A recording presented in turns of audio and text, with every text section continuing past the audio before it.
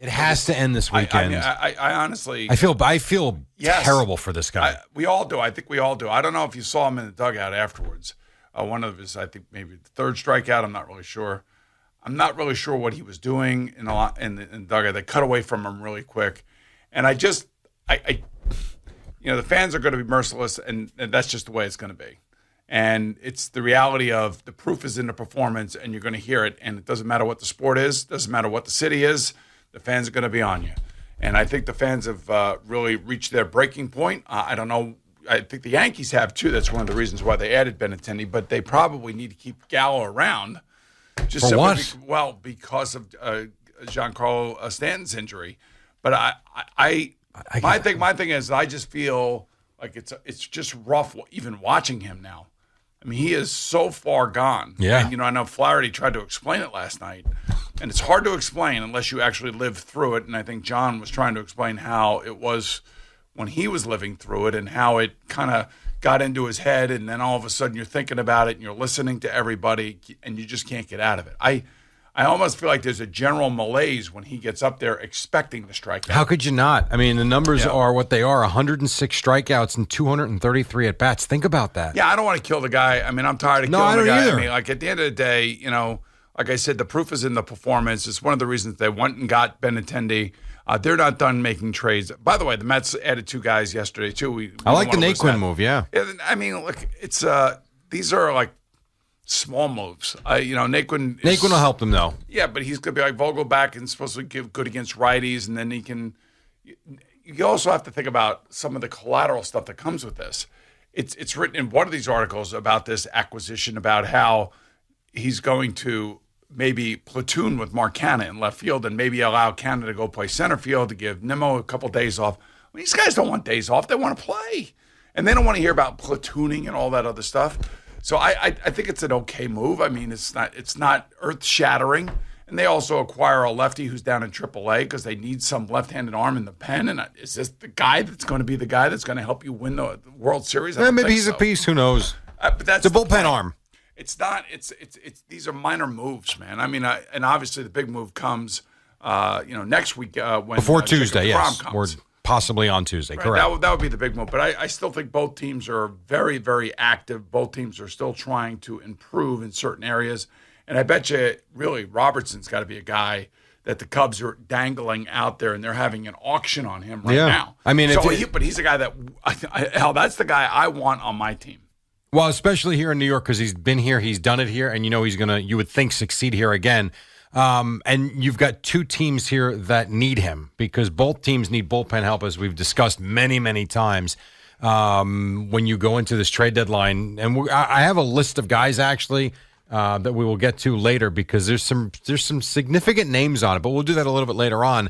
But in terms of the Mets tonight, they're in Miami, as we know. They play a Marlins team that's been okay at best, whatever. But the win for the Yankees last night, I thought significant enough because the last thing you wanted to do was kind of continue this malaise of poor play. Now, you could make every case that last night was a malaise.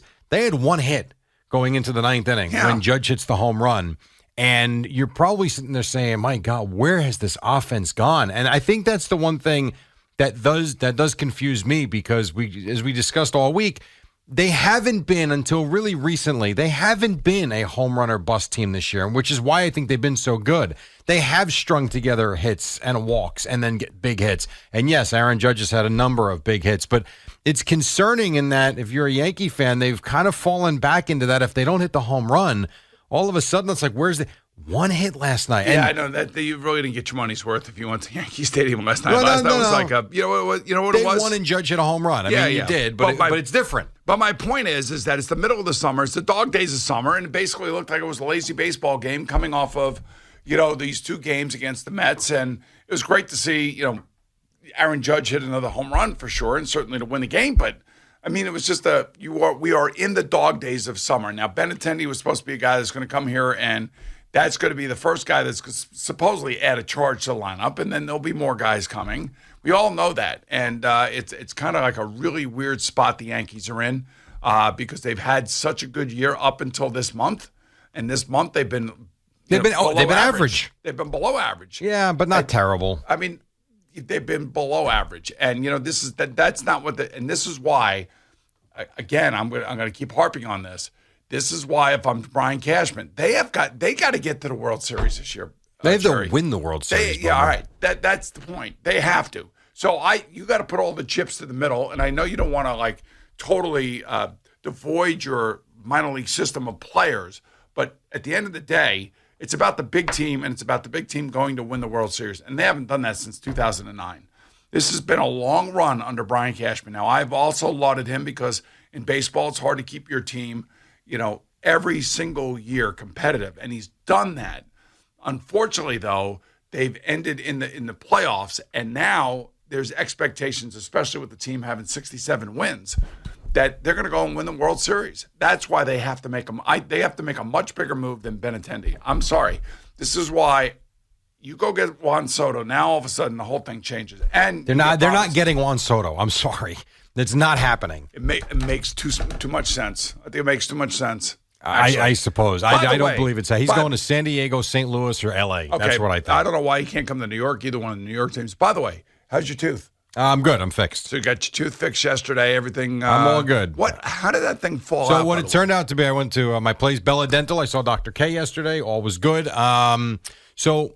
Because of some issue I had, and there's only one tooth I've ever had an issue with, and it's this one, because it was shaved down so far when it was a cap that was there, and I've never had dental issues. So it's a cap. Right, but I didn't know that because I don't know what the hell it is. As I said to Al, because I've never had anything but 2 cavities in my life, and I've never had any work done, you have a cap, ever. But you have a cap. You obviously had some work done. I'm trying to get to the point. So as Al's brother-in-law, who's the dentist, yes? My brother-in-law, Paul. Right. So is that your friend too? No, I have a brother-in-law and a friend named Paul. Wow, so Al and 2 guys, Pauls. You have Pauls. 2 Pauls in my life. 2 Pauls. Wow. So anyhow, through the years during the podcast, which is now in year 8, by the way, Al would tell me all these different dental things he's having done, and I would look at him like, what is wrong with your mouth? Because I've never had anything done, like anything. And so long story short, they did this procedure. They had a file down the tooth last week or a couple of weeks ago, and they put the cap in. The way the cap was explained to me, as Al described it, because he's Mr. Mouth over here, he knows all about these things. He said, well, they shave it to a certain point, but the tooth is still there, and the cap goes right over the tooth. Well, when the cap came out the other night, there was nothing there. So I thought the whole thing was gone. As it turned out, they left just enough of the tooth for the cap to glue into. So that's what came out, even though it looked like a tooth to me. But then you said you had a hole in your jaw. That's what I said. I thought you were going to need an implant. It was shaved down so far. There was nothing there, but they left just enough. Right. That's what it glues to. So hence why that thing in your hand the other night looked like a tusk. It was not a tusk. It was a tooth. It wasn't even that big. It was a Fugazi tooth. It wasn't. Have you seen the size of your teeth? I'm just saying. Yeah, I look at them every day. Yeah, quite large. Yeah, I have a big head. Okay. You have a little head. My tooth was not as big as as big as your teeth. That thing that came out of your mouth. It was not a tusk. Was about the size of a freaking quarter. That was not. Now yes, you're Mr. Exaggeration again. There's Mr. Saturday Night and there's Mr. Exaggeration. You're Mr. Exaggeration. But I'm good. Mr. Exaggeration. They put right after work. Jerry. Your ass. They got me right in right after work, and we're good to go. The only thing is, they told me this. So we're going to Myrtle Beach tomorrow. And once again, I would like to thank everybody that bought the calendar last year. That was for a fundraiser, basically, that essentially paid for the entry fees for my team.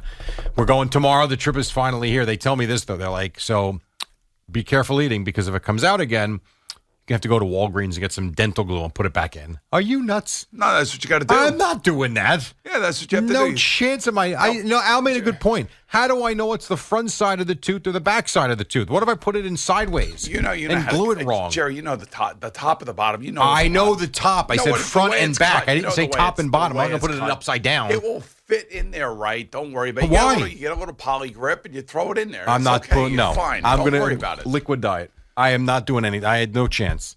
I mean, Jerry, don't overreact. Who's overreacting? You're overreacting. Right now, you're overreacting. You called my tooth a tusk. That's an overreaction. You said that I screwed up dinner the other night. That's an overreaction. You did screw up dinner. You said that I didn't do anything because I got refunded my money. Overreaction. That's not an overreaction. It is an overreaction. I'm just telling you the facts. I did everything I'm and just then. giving you the facts. The way the facts are laid out in front of me. No. You present a fact and then you give 19 opinions and call them facts. That's not true. No, it's a fact. It's not a fact. Did we have to wait 5 innings for dinner to be delivered? It wasn't delivered. I went and got it. Oh, that's right. It's They didn't supposed to be deliver delivered, but then you had to go and get it. But I did mean, I, so how- did I how not is that handle the wrong? situation? Hey, it took like an hour and a half, yeah. It did not take an hour How and a long half. did it Again, take? an exaggeration. All right, exactly first inning to the fifth inning. 57 minutes. If that's you an really hour. want to know how long. It felt like an hour and a half. But it was not an hour and a my half, buddy as said you were again steaming. exaggerated. My buddy said you were steaming. Another exaggeration. No, that was not. Frustrated was not Jerry's- steaming. Jerry's really mad. He's steaming. No, I I was said, not. yeah, he's got smoke coming out of his ears. No smoke. I'm supposed to enjoy the baseball game. There's only been one time I've had smoke come out of my ears, and that was the fraud thing with Al. Without, but you also Yeah. yelled at Craig too when you did the seal sounds. Oh, Russell Remember that? Westbrook. Russell Westbrook was the Oh, MVP. but you know why? Why? Because he was dangling gift cards in front of us and wanted us to act like trained seals for them. Okay. Do you remember that? Yeah, That's what that whole thing thing was. Did you get a Bed Bath & Beyond gift card? He gave me a Visa gift card, which I gave to Bob Dwyer. Which I thought was very nice of me. Well, why didn't you keep the gift card? He gave it to you. I gave it to Bob Dwyer. That's why. And then you took credit for that? Yeah. Uh-huh. Just like you're taking credit for dinner the other night, even though you got refunded. Correct. I also saved a man's life around here.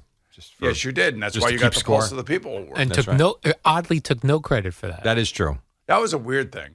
Why is that a weird thing? I mean, you would think that... Opposite of what you're trying to portray right now. That's usually not me. Like Al does something, he calls News 12.